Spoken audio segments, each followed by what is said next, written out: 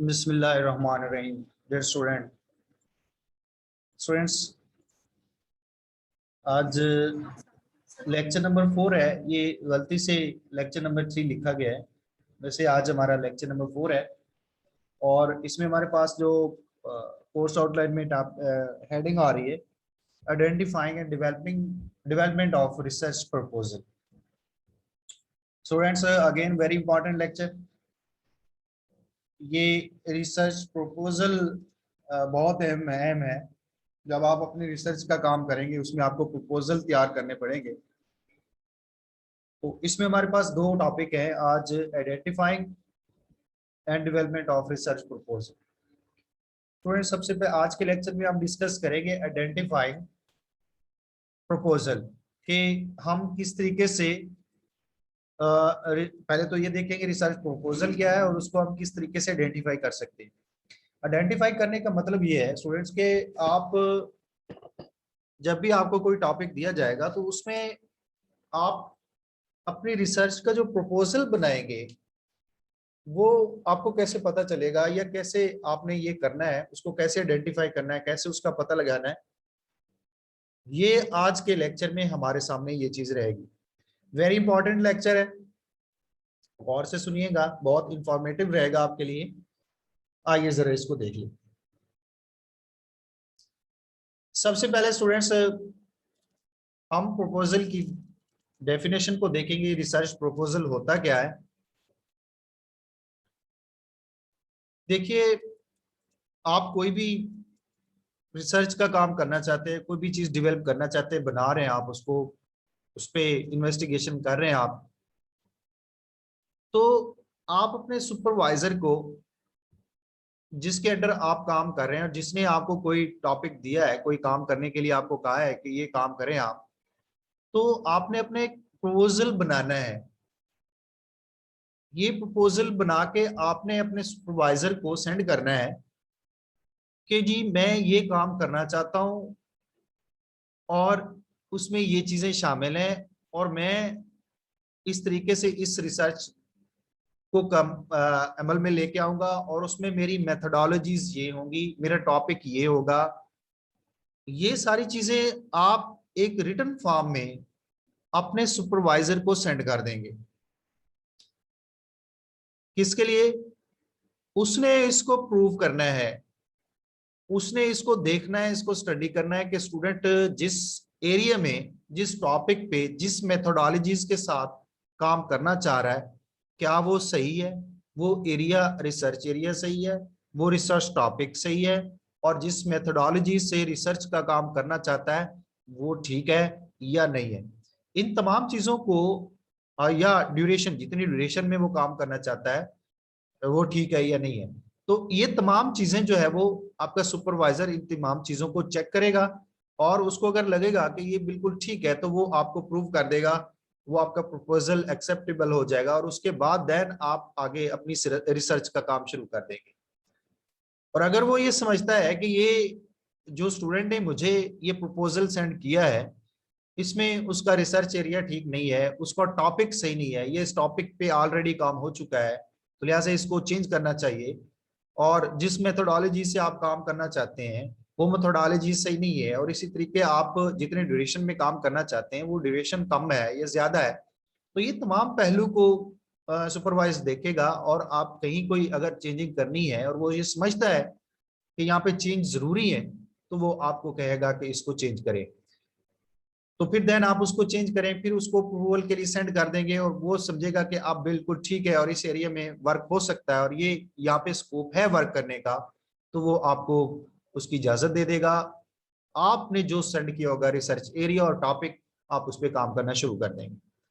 तो प्रपोजल जो है ये स्टूडेंट इंपॉर्टेंट है। आपके रिसर्च का काम शुरू करने से पहले इजाजत लेना अपनी रिसर्च एरिया की, अपने टॉपिक की, अपनी मेथोडोलॉजीज, टेक्निक की, जिसके जरिए से आप रिसर्च करना चाह रहे हैं, जिस तरीके से करना चाह रहे हैं और जिस टाइम लिमिटेशन में, जिन, और यहाँ पे रिसोर्सेज भी बड़े इंपॉर्टेंट है, उन तमाम चीजों की आप इजाजत लेंगे, उसके बाद देन आप अपनी रिसर्च का काम शुरू कर दें।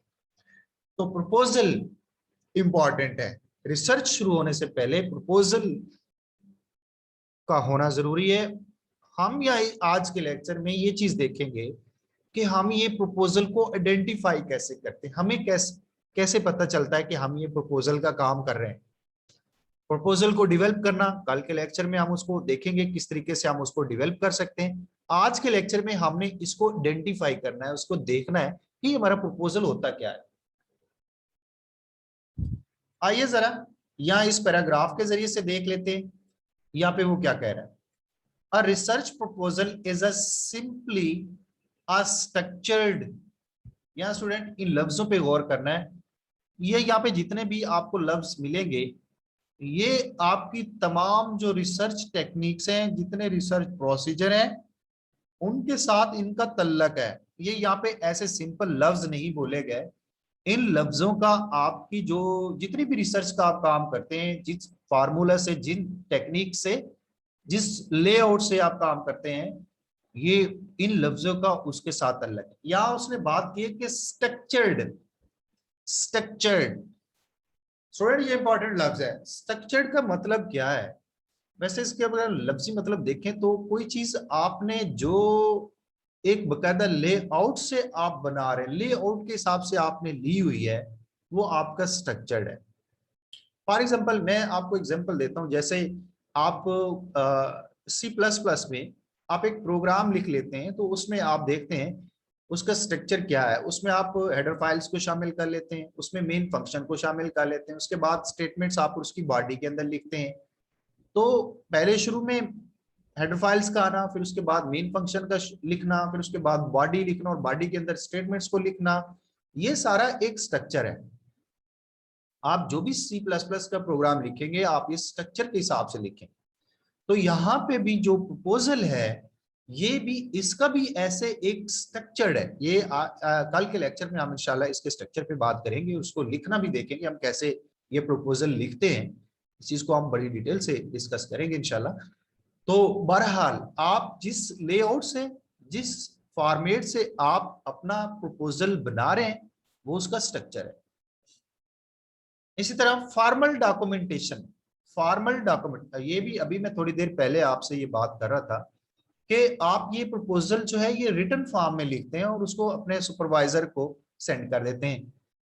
अच्छा, यहाँ फॉर्मल की अगर आप देखें लफ्जी मतलब, हम अपने इस अपने रिसर्च के हिसाब से बात कर लेते हैं, तो इसका मतलब ये होता है कि आप कोई कंफर्म्ड चीज जो है वो आपके सामने, जो कोई मंजूर शुदा, जो कोई अप्रूव्ड चीज आपके सामने हो, उसको हम फॉर्मल का नाम देते हैं। जैसे फॉर्मल इंस्टीट्यूट होते हैं, जैसे ये प्राइवेट ऑर्गेनाइजेशन, स्कूल हैं, कॉलेजेस हैं, ये एफिलेटेड हो जाते हैं। तो ये जिस इदारे के साथ एफिलेटेड होते हैं, हम उसको फॉर्मल इंस्टीट्यूट का नाम देते हैं। तो यानी ये रजिस्टर्ड है, ये एफिलेटेड है, ये ऐसे नहीं है कोई मतलब बगैर किसी की परमिशन से या किसी अहम इदारे से मुल्हिक होने के बावजूद के साथ मुल्हिक नहीं है, ऐसा नहीं होता।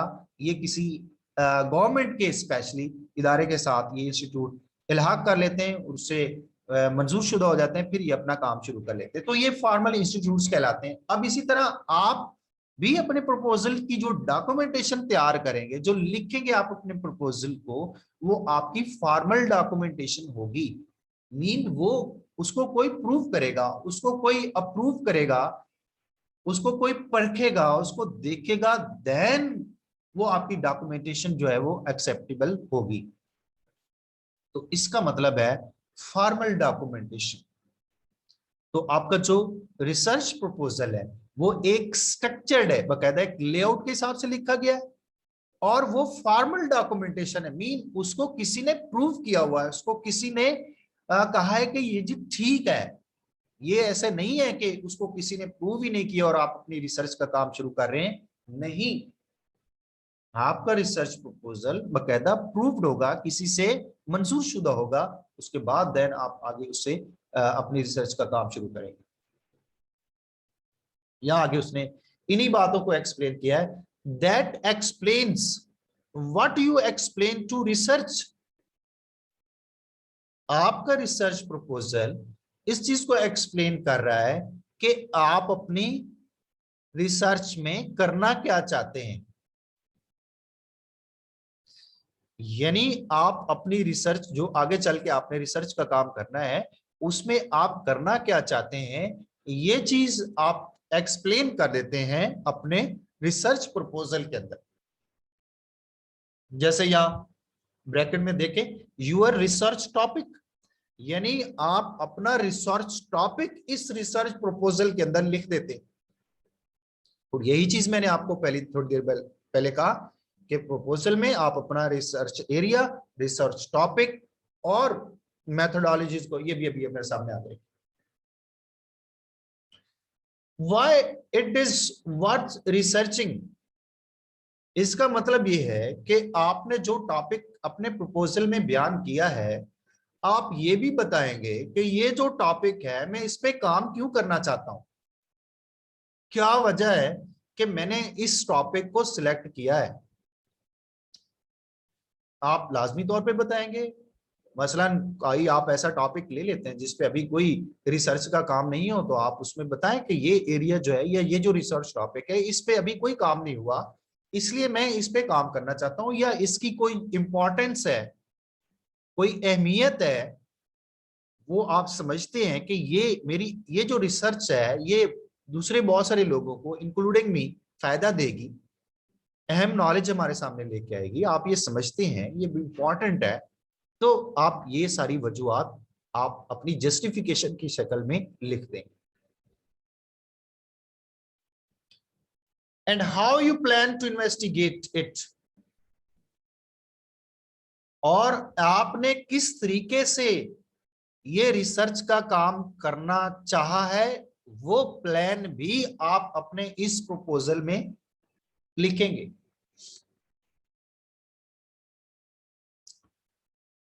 जैसे यहां ब्रैकेट में आप देखें कि यूर प्रैक्टिकल अप्रोच, आपने किस प्रैक्टिकल अप्रोच, यानी बकायदा ये आपकी प्रैक्टिस है, आपका वर्क एक्शन होंगे जो आपने करने, काम करने, तो आपने वो किस तरीके से करने हैं, वो चीज आप अपने इस रिसर्च प्रपोजल में मेंशन कर दें।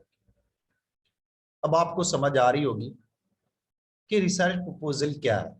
ये बकायदा एक लेआउट में, एक डिजाइन में, एक तरीकाकार से लिखे गया और अप्रूव्ड डॉक्यूमेंटेशन है, जिसमें आप अपने रिसर्च टॉपिक को मेंशन करते हैं, साथ ये भी बताते हैं कि मैं इस टॉपिक पे रिसर्च क्यों करना चाह रहा हूं, और साथ किस तरीके से मैं ये रिसर्च करना चाहता हूं, ये चीज आप अपने रिसर्च प्रपोजल में बना दें।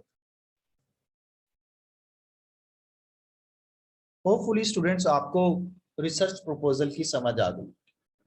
बहुत इंपॉर्टेंट है, जब तक आपका प्रपोजल आप तैयार नहीं करेंगे आप अपने रिसर्च का काम नहीं कर सकते।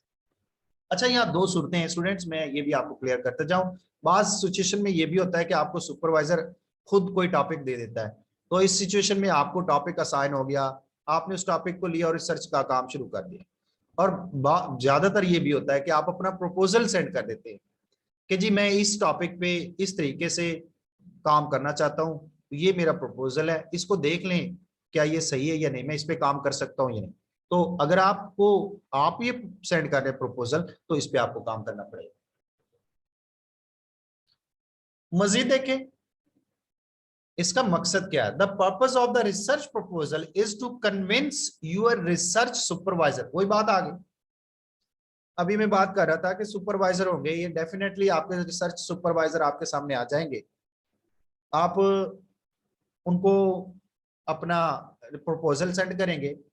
अच्छा, ये रिसर्च सुपरवाइजर भी हो सकते हैं, कमेटी भी हो सकती है, या आपकी यूनिवर्सिटी भी हो सकती है, आप अपनी यूनिवर्सिटी को भी सेंड कर सकते हैं, जरूरी नहीं आपका लेकिन सुपरवाइजर होते जरूर है, ये बात सही है। अब आप ये जो प्रपोजल सेंड कर रहे हैं ये इसलिए कर रहे हैं कि आप अपने सुपरवाइजर को, या जो आपकी रिसर्च कमेटी है या अपनी यूनिवर्सिटी जिसमें आप पढ़ रहे हैं, उसको आप कन्विंस करना चाहते हैं कि जी मैं इस टॉपिक पे रिसर्च करना चाहता हूं और इस तरीके से करना चाहता हूं और मैं इसलिए करना चाहता हूं। ये चीज जो है वो आप अपने सुपरवाइजर को, रिसर्च कमेटी को या यूनिवर्सिटी को आप कन्विंस करने के लिए, या उनको काहिल करने के लिए, उनको कायल करने के लिए, सॉरी काहिल नहीं कायल लफ्ज है, उनको मतलब इस चीज पे लाने के लिए कि ये टॉपिक सही है, मैं इसलिए इस पे काम करना चाहता हूं, इसलिए आप अपना प्रपोजल बनाते हैं और उसको सेट करें। या देखें that your research is suitable, आप इसमें बता देते हैं कि आपकी रिसर्च जो है वो बिल्कुल ठीक है, यानी आप अपनी तरफ से उन लोगों को समझाने की कोशिश करनी है आपने कि ये मैं जो रिसर्च करना चाहता हूँ इस टॉपिक पे वो ये ठीक है, ये सूटेबल है, वो सही है, मैं उस पर काम करना चाहता हूँ। अब सूटेबल का यहाँ उन्होंने मतलब क्या लिखे, for the requirements of the degree program, यानी आपने जो आपकी डिग्री चल रही है एमसीएस की चल रही है, जैसे इसमें आपको रिसर्च करनी है, फॉर एग्जांपल आपको रिसर्च करनी है, तो आप इस ये आपकी डिग्री रिक्वायरमेंट्स है, तो आप इसके लिए रिसर्च का काम करेंगे। तो डिग्री की रिक्वायरमेंट्स के लिए आपको कितनी रिसर्च करनी है, ये भी एक बड़ी अहम बात है। बहुत ज्यादा डिफिकल्ट रिसर्च और लंबी रिसर्च भी होती है, बस थोड़ी आपकी अपनी डिग्री के हिसाब से आपको रिसर्च करनी होती है। तो इस तरीके से आप जो है वो उस हिसाब से अपनी रिसर्च का काम करते हैं। तो ये आप अपने सुपरवाइजर या कमिटी या यूनिवर्सिटी को कन्विंस करने के लिए कि मैं ये इसलिए इस पे रिसर्च कर रहा हूँ कि ये सूटेबल है, मेरी डिग्री प्रोग्राम के लिए सही है और मैं इसको मैनेज कर सकता हूं और ये मैनेजेबल है, मैं इसलिए इस पे रिसर्च का काम करना चाहता हूं। तो स्टूडेंट्स, आई होप आपको रिसर्च प्रपोजल की समझ आ गई। जी सर। मजीद देखें और अहम बातें, यहाँ बहुत अच्छी बातें आपको समझ आएगी, जरूर सुनिएगा। अब कन्विंस का मतलब क्या है, यहाँ वो कन्विंस का मतलब समझा, the most important word here is convince. ये क्या है, in other word your research proposal need to be sell. अब सेल का मतलब सर जानते हैं, हम अपने रिसर्च प्रपोजल में अपने आइडियाज को दे रहे हैं, दूसरों को दे रहे हैं। और किसको दे रहे हैं, जिसने हमारे इस आइडिया को, जो हमने टॉपिक की शक्ल में रिसर्च प्रपोजल के अंदर मेंशन किया है, वो हम दूसरों को दे रहे हैं और उसने उसको प्रूव करना है। हम उसे कह रहे हैं कि is going to be prove, हम उसको दे रहे हैं जिसने इसको प्रूव करना है। और प्रूव किसने करना है, वो डेफिनेटली हमारा सुपरवाइजर है, उसने इसको प्रूव करना है। हम अपने आइडियाज को टॉपिक की शक्ल में प्रपोजल के अंदर मेंशन कर देते हैं और ये आगे फर्दर हम किसी को सेंड कर देते हैं कि जी ये हमारे आइडियाज को आप देखें और इसको प्रूव करें।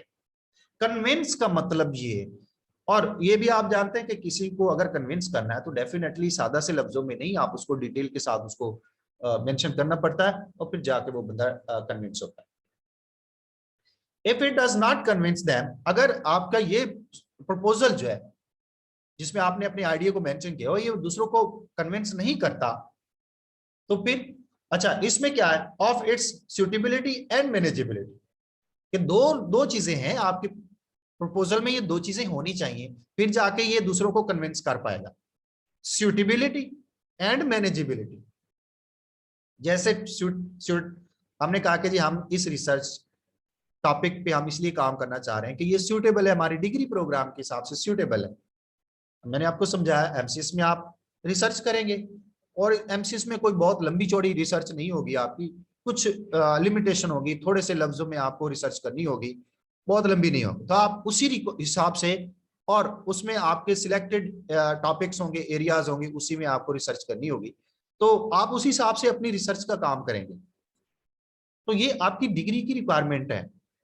आप ये बता देंगे कि जी मैं जो इस टॉपिक पे रिसर्च करना चाहता हूँ ये मेरी इस डिग्री से रिलेटेड है, मेरी इस डिग्री रिक्वायरमेंट से रिलेटेड है, इसलिए मैं इस पे रिसर्च करना चाहता हूँ। ये चीज आपने अपने प्रपोजल में बतानी है। जब आप ये चीज कन्विंस आप बताने में कामयाब हो जाएंगे, अगले अपने सुपरवाइजर को समझाने में कामयाब हो जाएंगे, तो आपका प्रपोजल जो है एक्सेप्टेबल होगा। दूसरी चीज मैनेजेबिलिटी है। मैनेजेबिलिटी का मतलब ये है कि आपने जो रिसर्च का काम करना है उसको आपने मैनेज कैसे करना है, किस तरीके से आपने इस रिसर्च के काम को मुकम्मल करना है और बिल्कुल उसको नतीजा खेज बनाना है।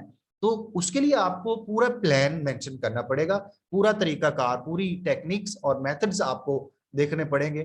फिर जाके आप अपने सुपरवाइजर को या कमेटी को कन्विंस कर सकते हैं कि जी ये मेरे पास एक प्लान है, मेरे इस तरीके से इतने ड्यूरेशन में, इतने एक्सपेंडिचर में, इन रिसोर्सेज के साथ मैं अपने इस रिसर्च को कंप्लीट कर लूंगा।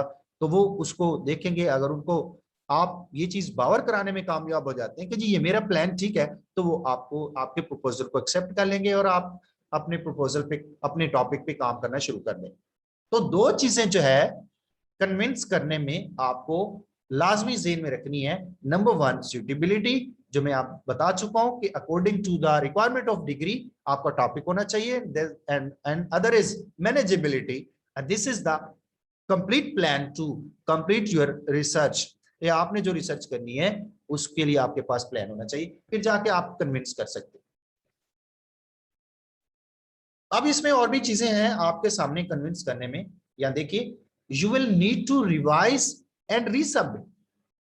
अब आपने एक दफा अपना प्रपोजल सेंड किया, जरूरी नहीं है कि आपने, अच्छा ऐसा हो जाए कि आपने फर्स्ट टाइम ही प्रपोजल सेंड किया और आपके सुपरवाइजर या आपकी कमेटी यूनिवर्सिटी ने आपको कहा कि जी ठीक है आप इस पे काम करें, तो आप लकी हैं, आप समझ लें आप लकी हैं, फर्स्ट टाइम ही आपका प्रपोजल एक्सेप्ट हो गया, आपके टॉपिक को एक्सेप्ट कर लिया, आपके प्लान को, आपने अपने रिसर्च का काम शुरू कर दिया। अगर फर्स्ट टाइम नहीं होता, उसमें कोई चीजें करने वाली है, आपका टॉपिक ठीक नहीं, उसमें पहले काम हो चुका है, आपका प्लान सही नहीं है, वो अकॉर्डिंग टू द मेथडोलॉजीज या रिसर्च जो मेथड्स है उसके हिसाब से आप काम नहीं कर रहे, आपके पास रिसोर्स या आपने जो भी चीजें मेंशन की वो ठीक नहीं है, वो आपको कहेंगे जी आप इसको रिवाइज करें और इसको ठीक करें और इसको दोबारा रिसबमिट करें। तो ये काम भी आपके सामने रहेगा, ऐसी सिचुएशन भी आपके सामने रहेगी। तो ये भी आपके ज़हन में रहे कि हमें दोबारा से रिवाइज करके भी अपने प्रपोजल को रीसबमिट करना पड़ सकता है। कन्विंस की बात करें, फर्स्ट टाइम आपने सेंड किया, बंदा कन्विंस नहीं हुआ, आप उसने कहा जी इसमें ये चेंजिंग करो, ये ठीक नहीं है, आपने दोबारा चेंजिंग की, आपने उसको रीसबमिट किया। आप ये भी पॉसिबल है कि दोबारा आप सेंड कर रहे हैं तो हो सकता है वो फिर भी कन्विंस ना हो बंदा, वो फिर भी मुतमिन ना हो, और उसको दोबारा जो वो चेंजिंग है उसमें करके उसको दोबारा सेंड करें। तो बहरहाल कन्विंस का मतलब ये है, फर्स्ट टाइम सेंड किया नहीं हुआ, दोबारा सेंड किया, फिर उसको सेंड करें, आप चेंजिंग करते रहे, जैसे जैसे उसने आपको कहा उसके हिसाब से आप चेंजिंग करते रहे, उसको रीसबमिट करवाते हैं। तो प्रपोजल में ये सूरत हाल भी आपके सामने आ सकती है। अब इस सिचुएशन में क्या होगा, this will cost you valuable time, एक तो आपका टाइम बहुत ज्यादा लगेगा, दूसरा which will either delay the start of your research, और इस तरीके से आपकी रिसर्च का काम जो आप शुरू कर रहे हैं उसमें डिले आ जाएगा, and it into the time allowance, और इस तरह आपके टाइम की शक्ल में आपको एक्स्ट्रा बजट भी पड़ जाएगा, एक्स्ट्रा एक्सपेंडिचर भी आपके सामने आ जाएंगे, और ये चीज जो है वो आपके लिए नुकसानदेह होगी। तो कोशिश करें अच्छा प्रपोजल, नया टॉपिक, नया रिसर्च टॉपिक के साथ, उसको अच्छे प्लान के साथ उसको आप सबमिट करवाएं, ताकि आप अपना काम जल्दी से स्टार्ट कर सकें।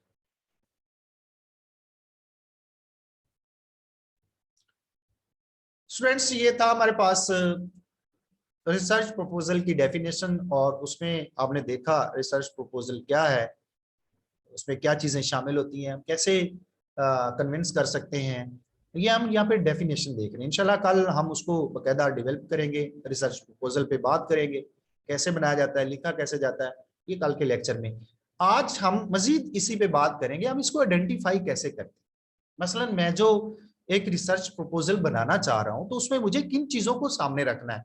अभी जो चीजें हमने उसकी डेफिनेशन को देखा और उसको अप्रूव करवाने के लिए हमने उसको अपने सुपरवाइजर को कन्विंस करने के लिए हमने उसको देखा है, तो यहां मैं ये देखना चाहता हूं कि मेरा जो प्रपोजल है मैं उसको कैसे आइडेंटिफाई करूं कि ये मेरा प्रपोजल है, ये मैं कह सकता हूं कि ये मेरा रिसर्च प्रपोजल है। इस चीज का मुझे कैसे पता चलेगा, कैसे मुझे पता चलेगा, मैं कैसे आइडेंटिफाई करूंगा कि ये मैं रिसर्च प्रपोजल ही बना रहा हूं। आइए स्टूडेंट जरा इस पे बात हो जाए। सबसे पहले what goes into research proposal, हम रिसर्च प्रपोजल में लाना क्या चाहते हैं।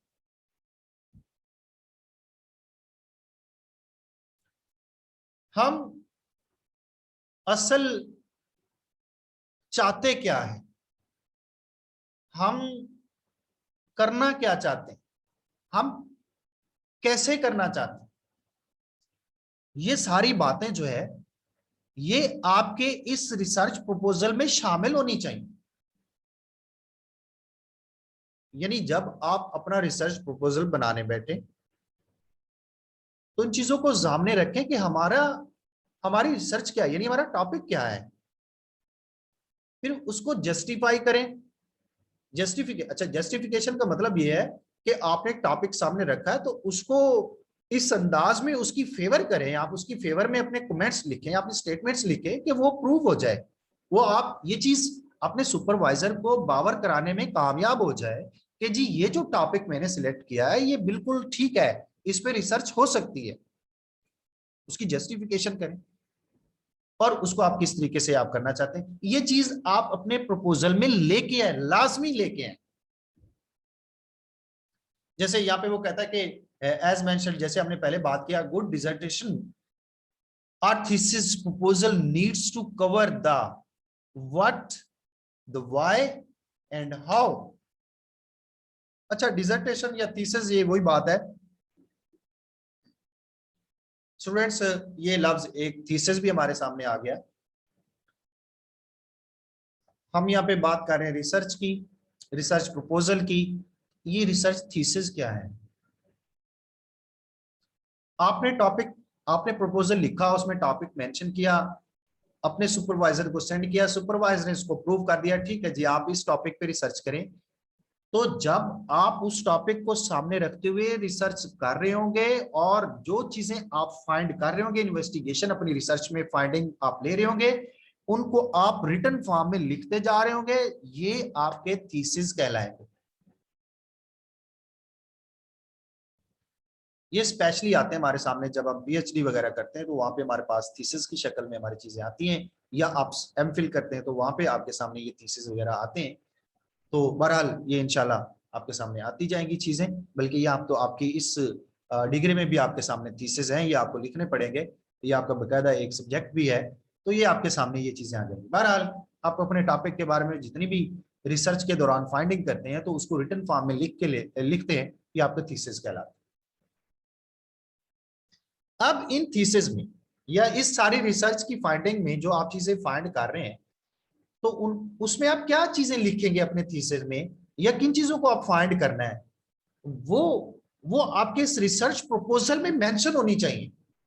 आपने रिसर्च का काम तो बाद में करना है, पहले तो आप प्रपोजल तैयार करें, तो आपने किन चीजों को अपनी आगे आने वाली रिसर्च में फाइंड करना है, वो चीजें आप यहां अपने इस प्रपोजल के अंदर लिखेंगे। अच्छा, यहां बात सिर्फ किन चीजों को फाइंड करना है वो नहीं है, आप किन चीजों को फाइंड कर रहे हो और क्यों फाइंड कर रहे हो और कैसे फाइंड करना है, ये सारी चीजें आप अपने प्रपोजल के अंदर लिखें। या उसने कहा कि व्हाट, यानी व्हाट का मतलब क्या है, या नीचे आप देखें, आप देख रहे होंगे यूर रिसर्च टॉपिक, हमारा रिसर्च टॉपिक क्या, हम किस चीज को फाइंड कर रहे हैं, एंड व्हाई यूर जस्टिफिकेशन, और हम इस चीज को जो अगर फाइंड कर रहे हैं तो क्यों फाइंड कर रहे हैं, और तीसरी चीज के हाउ, और किस मेथोडोलॉजी के साथ हम इसको, किस तरीके के आर के साथ हम इसको फाइंड करेंगे, ये चीज आप अपने रिसर्च प्रपोजल के अंदर लिखेंगे। जब आप ये लिख रहे हैं तो आप समझ लें कि आप असल में अपना रिसर्च प्रपोजल ही तैयार कर रहे हैं।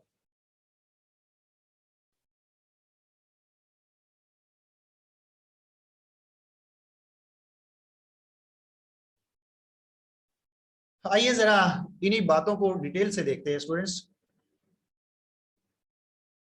हम यह लफ्जों में बात की, चंद लफ्जों में, कि क्या चीज हम सर्च कर रहे हैं, क्यों कर रहे हैं और किस तरीके से कर रहे हैं। यहां ये सारी चीजें अब हमारे सामने खुल के आएंगी। What your research topic, your proposal need to clearly articulate your research topic. Articulate, students, articulate का मतलब ये है कि आप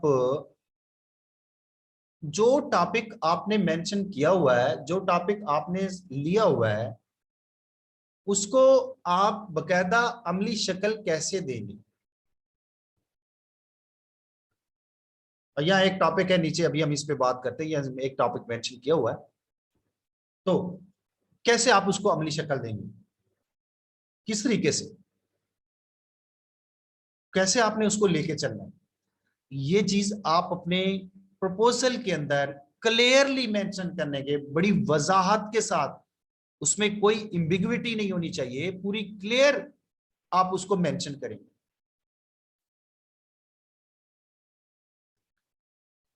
this needs to be specific and unambiguous.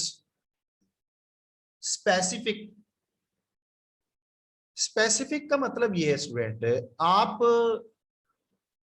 कोई चीज है, जैसे आपका, आपने फॉर एग्जांपल एक लैपटॉप खरीदना है, आपने कहना, आपने कहा जी मैंने लैपटॉप खरीदना है और वो भी i7 कोर i7 को खरीदना है और मेरे इतना प्रोसेसर होना चाहिए, इतनी रैम होनी चाहिए, इतनी हार्ड डिस्क होनी चाहिए, उसके जो स्क्रीन है इतने साइज की होनी चाहिए, बैटरी टाइमिंग इतनी होनी चाहिए।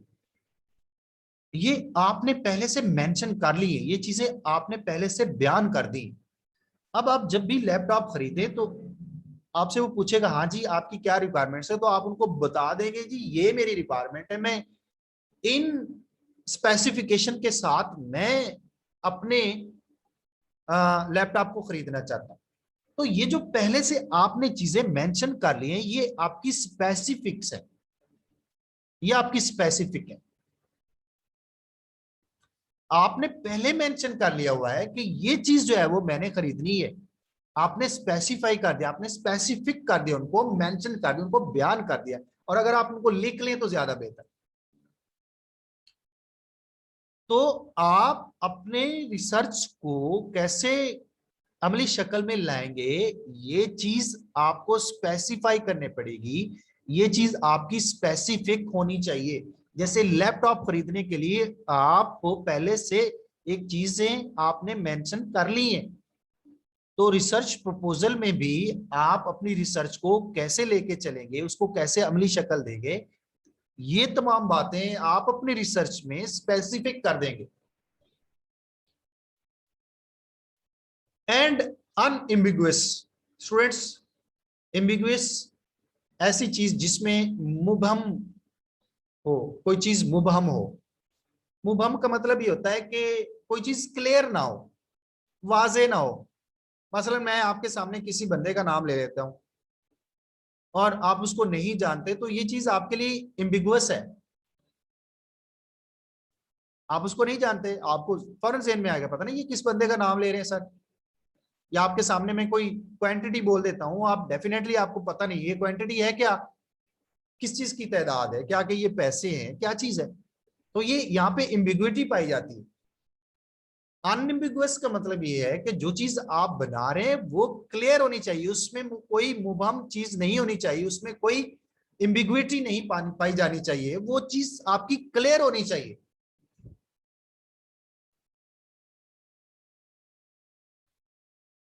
तो आप अपने रिसर्च प्रपोजल के अंदर ये चीज भी बड़ी क्लियर और वाजे मेंशन कर दें,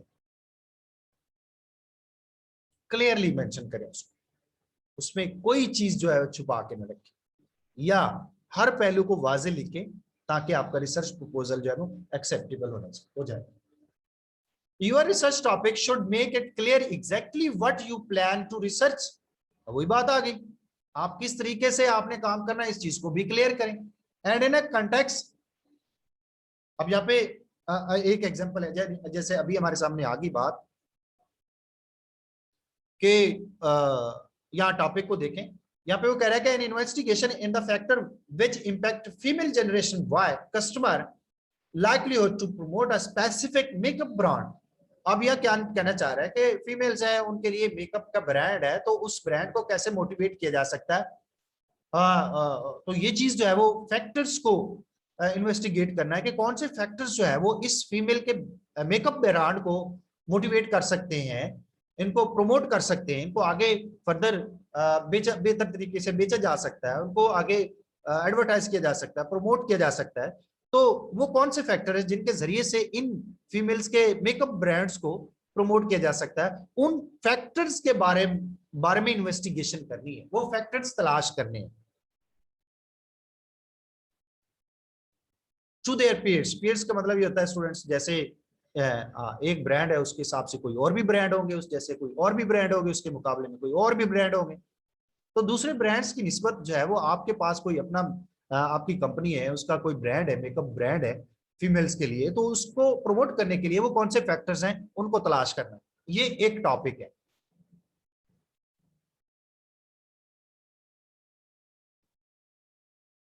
अब आप देखते हैं कि ये जो टॉपिक है ये बिल्कुल क्लियर है, इसको कोई भी समझेगा, कोई भी पढ़ेगा, फौरन पता चल जाएगा कि ये टॉपिक है क्या, इसमें किस चीज को फाइंड किया जा रहा है, या साफ पता चल रहा है। हम उन फैक्टर्स को फाइंड कर रहे हैं, उन फैक्टर्स के बारे में इन्वेस्टिगेशन कर रहे हैं जो फीमेल्स के मेकअप ब्रांड को प्रमोट करने के लिए जरूरी है। किन फैक्टर्स की बुनियाद पे फीमेल्स का मेकअप ब्रांड को प्रमोट किया जा सकता है, हम उस चीज के बारे में इन्वेस्टिगेशन है इस टॉपिक के अंदर। अब ये बात क्लियर है, इसको कोई भी पढ़ेगा, इसको कोई भी देखेगा, कोई भी सुनेगा, वो फौरन समझ जाएगा ये टॉपिक ये है, इसमें कोई एम्बिग्विटी नहीं है, इसमें ऐसा कोई एक लफ्ज भी नहीं है जिसकी मैं समझ ना आ रही हो या हमारे टॉपिक से रिलेटेड ना हो, तो ये क्लियर चीज है। तो लिहाजा आप भी जब अपना रिसर्च प्रपोजल लिखें तो उसमें आपकी कोई भी चीज, टॉपिक है, प्लान है, कोई भी चीज है, आप उसको क्लियरली डिफाइन करें।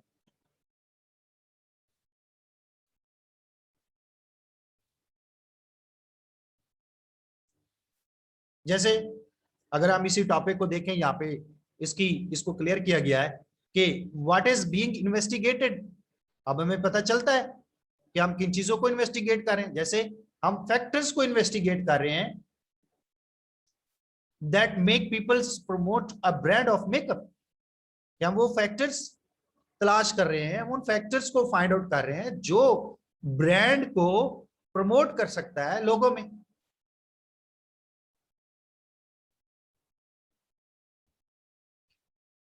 और यहां पे ये बात भी क्लियर है हु इज इन्वॉल्व, और किन के लिए हम प्रमोट करना चाहते हैं, फीमेल जनरेशन के लिए ये हमारे कस्टमर हैं, हम उनमें अपने ब्रांड को प्रमोट करना चाहते हैं, तो ये चीज भी क्लियर है। इन व्हाट कंटेंट्स, किस हिसाब से या कहां पे, इन द यूनाइटेड किंगडम, ये ऊपर लिखा हुआ है, ब्रिटिश कंटेक्स्ट है हमारे पास, हम यहाँ पे यानी यूनाइटेड किंगडम में, आपके ब्रिटिश ब्रिटानिया में इस चीज को प्रमोट करना चाह रहे हैं। तो ये बात क्लियर हो गई, वाजे हो गई। इससे हमें पता चलता है कि हम भी कोई टॉपिक सिलेक्ट करेंगे या अपने प्रपोजल के अंदर कोई चीज मेंशन करेंगे, जरूरी नहीं ये टॉपिक आपको होना चाहिए, आपके प्लान भी, तरीकाकार भी, उन तमाम चीजों को भी आप क्लियरली मेंशन करें।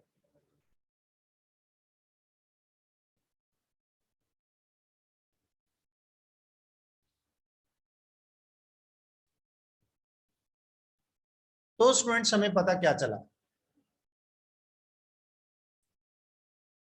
अगर हम टॉपिक की, ये जो हमारे सामने भी टॉपिक आया, तो हमें पता ये चला कि हम अपने रिसर्च टॉपिक को डिटेल के साथ एक्सप्लेन कर रहे हैं।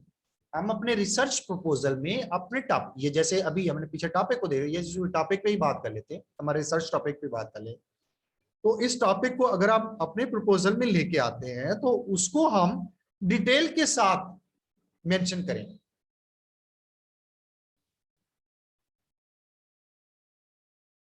यहाँ एक लफ्ज में आपको क्लियर करना चाहूंगा स्टूडेंट्स, यहाँ पे देखें, but do not start writing your proposal until you have a crystal clear topic in mind.